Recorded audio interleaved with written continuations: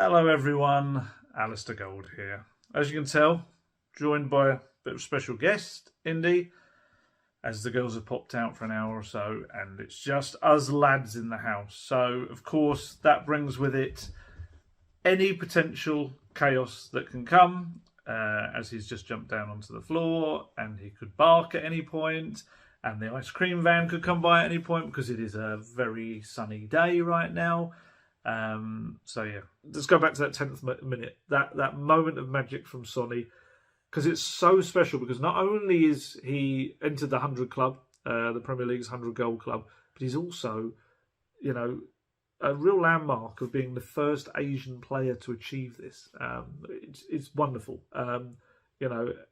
It's absolutely lovely that he is the figurehead of that, the landmark person to achieve that. And yeah, I think hopefully, like I say, Everton aside, we're starting to see a bit of a ramp up again in his end product. That's 3 goal involvements in past 4 matches, 2 goals, 1 assist. So fingers crossed, we're starting to see, a bit more of the old Sonny coming through.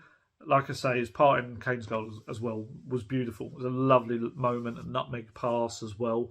And it was interesting, in his club interview, he was also asked about the goal, because obviously that is clearly a goal that we keep seeing him score, the cut in and shoot. And I would say he came as close as I've ever heard him before, without actually saying it, to suggesting that sometimes the tactics don't put him in that best position to score enough as maybe they should. Again, I don't want to be putting words into his mouth, so I'll say his words so you know exactly what he said. He said, "I try to always be in this position, but sometimes it's difficult because they don't want me to shoot in this position." I think he means the opposition here. And he's not wrong. If you're going to score that many goals from those positions where you drift inside from the flanks, then it is odd for any Spurs tactic to remove that option for him, or at least make it less likely for him to be in that position. And I absolutely agree. Again, I could be putting words in his mouth there rather than what he actually said. So, yeah, judge it for yourself in those quotes. They're also in my talking points if you want to look at them as well on my Twitter feed. Yeah, I guess for the sake of balance, you could also argue that he had his best ever season last season, scoring goal after goal like that in a wing-back formation system, in Conte's wing-back system then. So, obviously different person there now in Perisic, and we're not going to go into all of that again. We know that, that partnership hasn't quite gelled as much as we'd want it to be, although, again, it got an assist for him, so maybe that's the beginning of something. But yeah, definitely the system last season, he was absolutely fine with wing-backs and still was able to cut in. So, yeah, it'd be interesting to know kind of tactically from the coaches. Maybe, I don't know if we'll ever get it because they might not be around to have a proper sit down and chat about it. Maybe, hey, who knows? Maybe on Thursday it's a question I can ask Delaney about Son saying that he's not in a position as much now to do that. Actually, can someone remind me ahead of Thursday's press conference? It actually could be a good point to, because Son has said this, it could be quite interesting now to hear whether Stellini agrees that he's not put in those positions as much. Yeah, that's it. See, figured out a press conference question. Remind me, please, people do.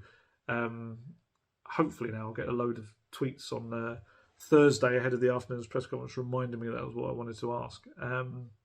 The other thing I should also state, of course, Sonny still hasn't played to the level that he would have wanted to play at this season, regardless of any reasons behind it. And it was quite interesting. There was a little Sky interview beforehand where he and Eric Dyer answered various questions in a bowl. And one of them, well, it was kind of turned into a Conte question. It wasn't originally, because this is the key as well. I think is, like I say, Son is the first to very much be clear and say that he admits he's struggled this season and that he kind of needs to adapt to any changing tactics to make himself more unpredictable. Because I think that's the beauty of his game, has always been he can come from the right, come from the left, he's both foot, he can do anything. So, yeah, I guess you've got to constantly adapt, I suppose. Sometimes it's difficult, but I understand that. So ahead of the game, he had this interview, and he was asked, what would he tell Antonio Conte if he had a phone call with him right now? And his answer, look, Sonny is always classy. He's very humble in the way he approaches stuff and deals with it. But it also, I think, did give another insight into how disappointed he's felt with his own performances. He said, first of all, I'd say all the best, which is such an English expression. I love that you said that. And secondly, I feel sorry for what happened. I take a big responsibility because the expectation of me is to do much, much better than I have done. And he looked genuinely so sad. And Eric Dyer sat next to him, was very quickly came in and said, no, you're wrong. It's the team's responsibility for what's happened, not all on your shoulders at all. So it was lovely, to see him going in the dressing room after the game. We kind of saw the images, and Stellini told me about it when I asked about Sonny afterwards. You could see Sonny goes in the changing room. Every player kind of gives him this high five, and he's like a hero's reception. It's lovely. And then he goes over, and he and Stellini shared a really nice moment where Stellini gives him this really long hug, and whatever Stellini is saying in his ear throughout, Sonny is like really smiling. He's got a really big beaming smile on his face. It's very nice.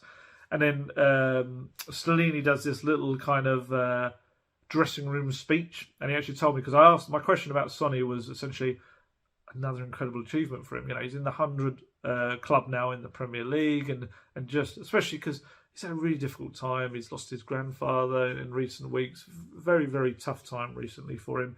Yet he's just such a, how do I put this, I guess, just such a trooper, someone that just carries on regardless and thinks about the team. And he had this moment. So I asked, Stellini, with all of that in mind, just how fantastic a moment was this?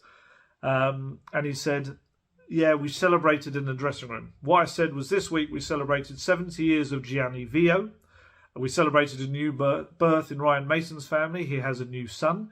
And this type of human thing you have to celebrate every time. So we had 100 goals from Sonny. It's amazing to have this. It's normal that in football that when you win this type of match, there are individual targets, but that target can create energy if our best players play for the team and the win. Playing for the team. It's like a real obsessive thing with the Conte mindset, the Stellini mindset. And actually, to be fair, of course, all managers want that as well. But yeah, so brilliant moment for Sonny. Well deserved. Lovely to see. He looked like his confidence had returned as well. So that's great. And fingers crossed, they kind of ensure that the tactics from now on get the best out of him and Kane again, because they're your two best players. Make sure everything revolves around them and gives them the best chance to do the best things they can do.